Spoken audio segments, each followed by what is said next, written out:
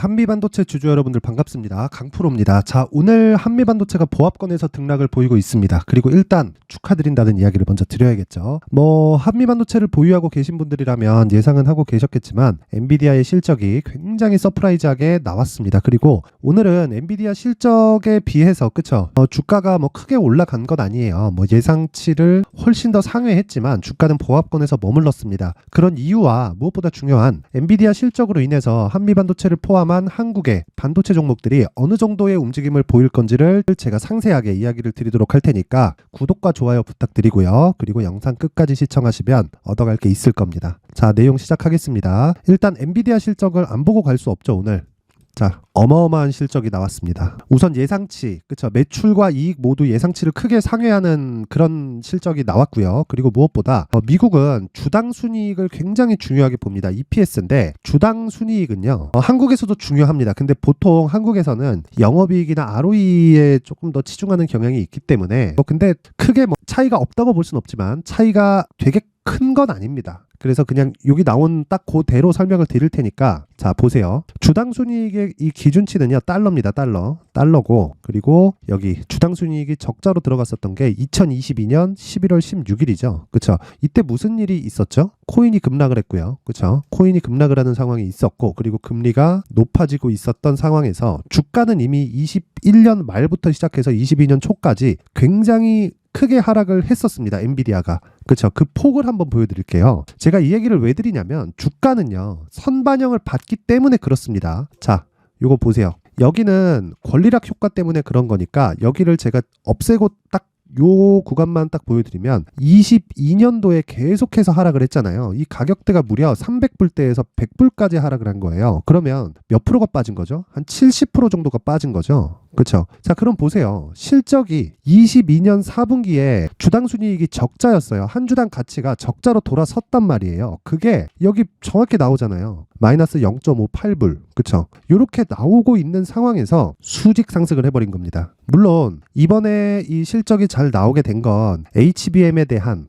그쵸? HBM이 많이 들어가는 GPU, 그쵸? AI 반도체에 대한 수요가 증가했다는 그런 모멘텀도 있지만 이렇게 생각을 한번 해볼게요. 코인도 올라가고, 코인이 올라가면 그쵸? 채굴에 대한 수요가 늘어날 수밖에 없고요. 그리고 이 그래픽카드에 대한 가격, 그쵸? GPU에 대한 가격이 점점 더 높아지고 있습니다. 그래서 제가 어저께 칩스 앤 미디어 영상에다가 그런 이야기를 드렸어요. 그래픽카드, 즉 GPU의 가격이 너무 높아지고 있기 때문에 영상이면 영상 쪽, 그리고 좀 GPU가 지금 맡아서 처리하고 있는 이 분야가 너무 넓다 보니까 너무 비싼 가격에 거래돼서 좀 특화되어 있는 그런 제품들이 나오고 있는 그런 상황이란 말이에요. 그래서 이쪽에 좀 곁다리로 보고 있는 그런 상황도 있지만 그냥 딱 생각을 해보시면 돼요. GPU라는 다중 처리가 가능한 이 프로세싱 유닛이 얼마나 범용적으로 사용할 수 있는지를 보여주는 그게 올해의 실적이 아닌가 싶습니다. 그리고 이게 말이 됩니까 이게? 그냥 딱 요 정도만 보여드릴게요. 엔비디아는 세계에서 시총 10위권에 드는 기업입니다. 한국이 아니라, 그쵸? 세계에서. 미국에서 10위권에 드는 기업, 그쵸? 기술주 중에서 10위권에 드는 기업이라면 세계에서 10위권에 든다고 보는 게 맞잖아요. 그쵸? 근데 그런 종목이 그냥 1년도 안 돼서 100불에서부터 시작해가지고 500불까지 상승을 한 거예요. 근데 이런 부분이 이번에 나올 실적을 어느 정도 반영을 하고 있었다고요. 그러면 실적 나오기 전에 주가가 하락했잖아요. 이렇게 8월, 한 9월, 10월 이런 식으로. 그쵸? 이렇게 하락하는 이 구간에서는 당연히 매수를 해야 된다고 제가 이야기를 드렸었던 거고, 이걸 그대로 이 전에 와서 한국 시장에 적용을 시키잖아요. 그러면 어떤 움직임이 나오냐면 엔비디아의 저가가 나오면 하이닉스의 저가가 나오고요. 하이닉스의 저가가 나오면 한미반도체, ISC, 하나마이크론 같은, 그쵸? 반도체 장비주들, 그쵸? 메모리 반도체 장비주들이 저가를 찍고 신고가 구간으로 들어가는 구간이 있습니다. 그게 이미 3월 달부터 발생이 된 거예요. 그쵸? 이때 가격이 저가 못 잡는다 그러죠. 10,000원에 어떻게 잡아요? 이거 못 잡아요. 20,000원부터, 그쵸? 바닥 확인하고 올라서는 상황에서 20,000원, 100%가 올랐지만 우리가 믿고 매수할 수 있는 근거를 대형주에서 찾는다는 겁니다. 그러면 보세요. 엔비디아 같은 경우에도 지금 실적 나왔으니까 계속 떨어지나요? 미국 시장하고 한국 시장하고는 다릅니다. 미국 시장은 사이클 산업이 아니에요. 미국 시장은. 근데 한국 시장은 사이클 산업이라고 하잖아요. 그게 왜 그러냐면 세대를 교체할 수 있는 능력이 미국에서 가지고 있기 때문이고 한국 한국 시장은 세대를 교체하는 그 과정에서 그쵸 필수적으로 들어가야 되는 부품을 생산하는 그런 기업들이 대부분이란 말입니다. 그래서 제가 그동안 이 HBM 관련주들에 대해서 이야기를 드렸었던 거고 오늘 그쵸 오늘 엔비디아 실적을 보고서도 그렇게 놀랍지 않은 겁니다. 근데 굉장히 축하할 만한 일이죠. 그리고 무엇보다 이 시기가 지나잖아요. 그러면 새로운 수요가 발생을 합니다. 그럼 지금부터는 엔비디아 주가는 이미 그쵸 많이 올라온 그런 폭이 있기 때문에 하락에 대한 부분은 매수로 대응하는 것이 맞지만 상승에 대한 부분은 그쵸 돌파를 확인하고 매수해야 되는 그런 과정까지 들어왔습니다. 그러면 생각해 보세요. 메모리 반도체 같은 경우에는 어떻게 될까요? 메모리 반도체 같은 경우에 기존의 수요들이 돌아오는 그런 상황이 벌어진단 말이죠. 자, 생각을 해보세요. 크게 반도체 사이클을 보면 개인용 PC가 있고요. 그리고 서버가 있고 클라우드가 있잖아요. 여기에 낸드부터 시작해서 메모리 반도체까지 모두 다 들어갑니다. 물론 CPU나 그쵸 GPU까지 다 들어가요. 근데 가장 큰 규모를 차지하는 게 메모리 반도체입니다. 이건 다각도로 사용이 가능하단 말이에요. 물론 클라우드에는 낸드가 대량으로 들어가죠. 그런데 우리가 여기서 하나 생각을 해보자고요. 아직까지 하이닉스의 실적은 전환되지 않았죠. 근데 하이닉스의 실적을 누가 결정합니까? 엔비디아가 결정하잖아요. 그러면 이렇게 타고 온단 말이에요. 여기가 한미반도체, ISC, 하나마이크론 이런 기업들입니다. 그러면 여기는 무조건 실적이 좋아진다고 보는 게 맞습니다. 그리고 그런 부분을 가정을 해서 주가가 올라간 거고요. 그리고 나서 지금은 기간 조정을 보내고 있는 거예요. 단지 거기까지가 끝입니다. 자, 그래서 이 구간에서 우리가 계속된 효율을 높이기 위해서 뭘 해야 된다 그랬습니까? 계속해서 신고가 매매를 해야 된다고 이야기를 드렸었던 거고 상대적으로 한미반도체가 나쁘진 않으나 가격대가 그쵸 동종 이 기업들에 비해서 비싼 거는 맞아요. 밸류에이션 자체가 이유가 있지만 그쵸 상대적으로 높은 가격을 차지하고 있는 것은 맞다. 그래서 우리가 그쵸 매매를 할 때는 한미반도체가 지금 기간 조정을 보여야 된다. 왜? 고가를 돌파하기 위한 가격대 그리고 이게 뒤에서 밀어야 된다면 엔비디아가 도움 닫기를 한번 딱 해줘야 되죠. 그리고 하이닉스도 마찬가지고 이런 부분이 있기 때문에 지금 상대적으로 낮은 가격에 있는 종목 중에서 신고가 종목 그리고 반도체 장비 쪽에 선별해서 우리가 들어갈 수 있는 겁니다. 그래서 소통방에서는 그쵸 지금 500분이 함께하고 있는 소통방에서는요 여기 11월 22일 보이시나요? SNS텍 그쵸 SNS텍을 오전 8시 49분에 진입을 해서 오늘도 7에서 8% 정도의 수익을 내고 있습니다. 자 보세요. SNS텍 보면 지금 8.78%까지 상승을 했고요. 여기 보면 시가 그쵸 보합권에 출발을 했고요. 그리고 지금 8.9% 대 상승세 한 9% 정도 수익권에 들어와 있죠. 이런 매매가 가능한 게 엔비디아 실적은 잘 나왔다. 근데 엔비디아는 너무 많이 올랐다. 그러면 상대적으로 낮은 위치에 있는 반도체 종목을 찾자. 베이스가 되는 게 있겠죠. 제가 여기 어떻게 이 장 시작 전에 그쵸 시장가로 주문을 넣으라고 할 수 있겠습니까? 뭔가 믿는 구석이 있을 거 아니에요. 단순히 차트만 볼까요? 이제 뭐 대충 뭐 반등 나오겠네 이렇게 볼까요? 아니에요. 자 상대적으로 미증시와 함께 갈 수 있는 그쵸 그런 종목들을 찾아야 되고 모멘텀이 살아있는 종목들을 찾아야 되는데 그 중에서 그쵸 한미반도체가 탑이에요. 탑인데 한미반도체는 상대적으로 이 구간에서 조정을 안 받았잖아요. 그러면 내가 그쵸 이 시초가 종목은 장시작 전에 들어가는 종목 무조건 당일 정리하는 그쵸 상한가를 가지 않으면 그날 종가에 정리하는 그 당일 매매란 말이에요. 그러면 그런 종목에서 우리가 효율을 높일 수 있는 매매를 할 수 있다는 거죠. 그게 오늘 같은 경우에는 SNS텍이었고 지금 현재 한 9% 정도에서 등락 구간에 있고 토비스 같은 경우에도 보면 자 보세요. 지금 한 7%대 정도 상승세가 있고요. 그리고 시가가 마이너스 0.2%대 출발을 했습니다. 그러면 여기서 제가 한 가지 물어볼게요. 토비스는 지금 한동훈 관련주에 곁다리로 걸쳐놓고 있어요. 근데 한동훈 관련주의 대장은 부방입니다. 근데 부방은 지금 며칠째 그쵸 거의 한 100% 가까운 시세를 냈죠. 그리고 최근에 그쵸 11월 20일 월요일 화요일 그쵸 급등세를 보였기 때문에 숨고르기 구간에 들어갔단 말이에요. 그럼 상대적으로 낮은 위치에 있는 근데 그 중에서 신고가 구간에 있는 그쵸 여기까지 오면 또 뭐가 오나요? 매물 소화를 또 거쳐야 됩니다. 오늘 만약에 상한가 딱 간다 그럼 보유하고 1박 2일 코스로 딱 진행하는 겁니다. 이게 매매예요.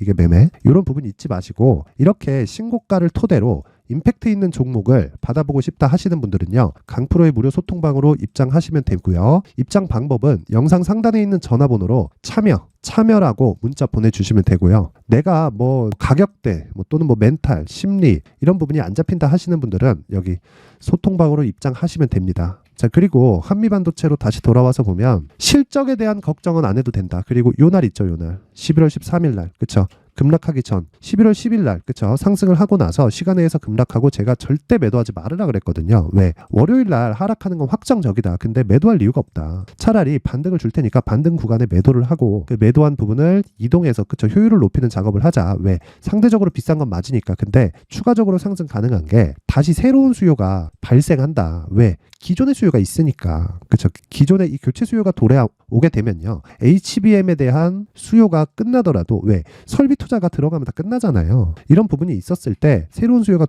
오면요 추가적으로 상승이 가능하고 어느 정도까지 올라갈까 뭐 정확하게 알 수는 없죠. 근데 기본적으로 지금 매도하는 구간은 절대 아니라는 거죠. 근데 효율을 높이기 위한 즉 상대적으로 낮은 위치의 반도체 종목을 공략할 수 있는 그런 상황이라면 내가 그 정도의 스킬을 가지고 있다면 그쵸 어떻게 해야 돼요? 이동해도 괜찮다. 근데 베이스가 되는 건 엔비디아가 돼야 되고 그리고 하이닉스가 돼야 되고 삼성전자가 돼야 된다. 상대적으로 삼성전자나 하이닉스의 가격대가 굉장히 부담스러운 가격대까지 들어가잖아요. 그럼 당연히 엔비디아의 가격대도 부담스러운 가격대로 들어가는 거기 때문에 그때 가서 우리가 결정해도 늦지 않습니다. 지금 뭐 막 급하게 할 거 없고 단지 제가 오늘 물량을 어느 정도 덜어내서 반도체 포트폴리오를 구성하는 것도 나쁘지 않다라고 이야기를 드리는 건 매매하는 데 있어서 조금 유연한 사고를 갖기 위해서 그런 이야기를 드렸었던 거고 뭐 관련해서 제가 이야기를 계속 드리고 있습니다. 엔비디아 실적 추이 그쵸 뭐 이런 얘기도 있고 계속해서 이야기를 드리고 있는데 무엇보다 중요한 건 한미 반도체를 어느 정도로 효율적으로 우리가 운영할 수 있을지 그러기 위해선 가격이 중요합니다. 그래서 제가 여기 한미 반도체의 가격 그리고 단기 보유 전략을 준비를 해왔고요. 가격대는 지금 상황에서 바로 매수해라? 뭐 그 부분은 조금 그래요. 왜 그러냐면 효율이 떨어질 수 있기 때문에. 그래서 단기적으로 저는 기준이 2주입니다. 2주 안에 내가 수익을 볼 수 있는 가격대를 어떻게 잡을 것인지 그 부분에 대해서 이야기를 드리는 거고요. 그리고 2주 안에 수익을 내가 내지 못하면 내가 매수 가격을 잘못 잡은 겁니다. 그래서 이 내용을 제가 그래도 누구한테 보내든지 알아야 되잖아요. 영상으로 이야기를 드리면 내용이 너무 길어지기도 하고요. 그래서 자 보세요. 한미반도체의 가격과 단기 보유 전략 여기 19페이지에 걸쳐서 만들어 놓은 자료를 영상 상단에 있는 전화번호로 숫자 3이라고 문자를 보내주시는 딱 최소한의 성의를 보내주시는 분들에 한해서만 제가 한미 반도체의 가격 그리고 단기 보유 전략을 공유해 드리도록 하겠습니다. 뭐 최소한의 성의가 그냥 문자입니다. 자, 저한테 보내주세요. 딱 요 정도입니다. 그쵸? 그리고 구독과 좋아요 꼭 눌러주시고요. 딱 여기까지만 하면 한미반도체의 추가 상승에 대한 부분 그리고 조정이 없는 주식은 없어요. 그래서 조정이 나왔을 때 기간 조정이었을 경우 그리고 가격 조정을 받았을 때의 경우 이런 부분까지 제가 상세하게 준비를 해놨으니까 상단에 있는 번호로 숫자 3이나 그리고 뭐 실시간 내용이 필요하다 하시는 분들은 참여라고 문자 보내주시면 되고요.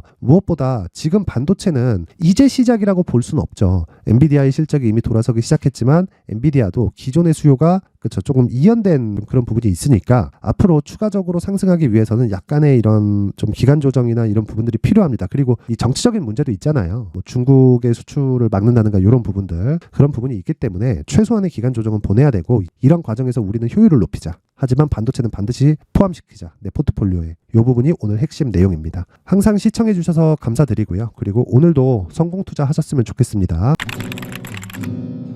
자, 이제 23년도 다 끝나가지만 매매를 하시면서 스트레스를 받으시는 분들이 있을 수 있습니다. 시장이 항상 그렇긴 하지만 그래도 제 구독자분들과 시청해주시는 분들을 위해서 앞으로 차기 주도주가 될 수 있는 대시세 종목을 준비를 해왔습니다. 단타나 짧은 수익만을 쫓다 보면요 잦은 손절로 계좌가 망가지는 건 순식간이고요. 그만큼 수익하고는 거리가 멀어지겠죠. 장기간 유지하기가 어렵기 때문입니다. 결과적으로 주식시장에서 돈을 벌기 위해서는요 어떤 계기를 만들어야 되는데 그 계기는 한 종목에 비중을 실어서요 수익을 보는 것 말고는 없습니다. 쓸데없이 잦은 매매를 하지 말라는 이야기고요. 그리고 한 종목에 비중을 실을 수 있어야 된다는 겁니다. 그런데 이 비중을 실는 과정에서 성장 산업군에 대한 이해가 필요하다는 겁니다. 이 부분을 반드시 기억을 하셔야 돼요. 자, 이런 성장 산업에 대한 구조와 제가 앞서 말씀드렸던 신고가 그리고 선반영 구조에 대해서 이해를 했을 때 이런 매매를 할 수 있게 됩니다.